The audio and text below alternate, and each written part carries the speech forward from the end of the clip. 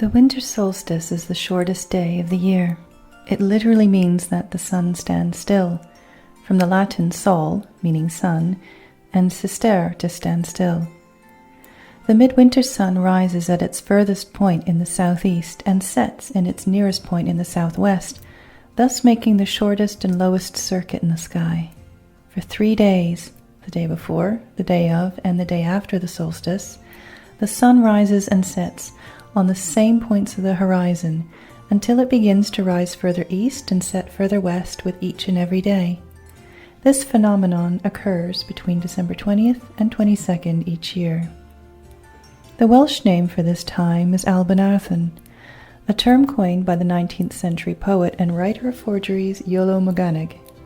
This translates as light of winter or light of the bear, although it's also known as Albernathan, which means light of Arthur. Here in Britain, the sun doesn't travel very high in the sky at all during this time, and is always casting long shadows across the wintry landscape. The daylight doesn't really start much before 9 a.m., and at the darkest point, when the darkness creeps back in the afternoon, it's around 3 p.m. It can be a real challenge for people who live in northerly latitudes at this time of year. The effects of seasonal affective disorder are now well known, as the brain produces less serotonin and melatonin during the winter months due to lack of sunlight, and the body's circadian rhythms are also affected. In Britain and Europe, the solstice is also known as the Midwinter Solstice, for indeed, at this point it is the middle part of winter. For the Celts, winter began around Samhain and its effects diminished around Imbolc, when the first signs of spring began to show at the beginning of February.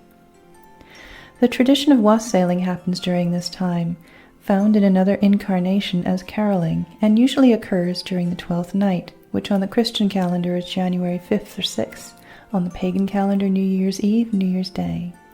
Songs would be sung, toast dipped in cider and hung on branches, and shotguns fired into the branches of the trees to drive away evil spirits. There are many traditions related to the winter solstice, such as the creation of the kissing bough, which may be a remnant from Celtic times, when mistletoe, an herb sacred to the Druids, was honored. It's at this time of year when mistletoe is the most obvious, not being hidden by any leaves and showing clearly among the bare branches of the trees in midwinter. Bringing evergreens into the home is traditional, and it stems back from its pagan origins in Europe. Holly wreaths and spruce or fir trees are honored at this time of year and signify the continuity of life even in the darkest depths of winter.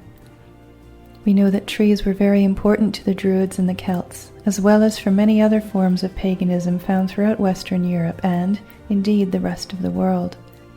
The Yule log is possibly a descendant of an ancient pagan custom, where this year's log had to be lit from a remnant of the previous year.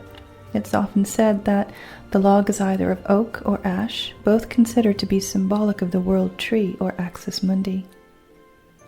Modern Druidry sees this as the time when the sun's strength returns and is celebrated. I can personally attest to the great joy in seeing the sun's return in the lengthening days here in the UK after a long and dark winter. Each precious few minutes of extra sunlight are indeed something to be celebrated.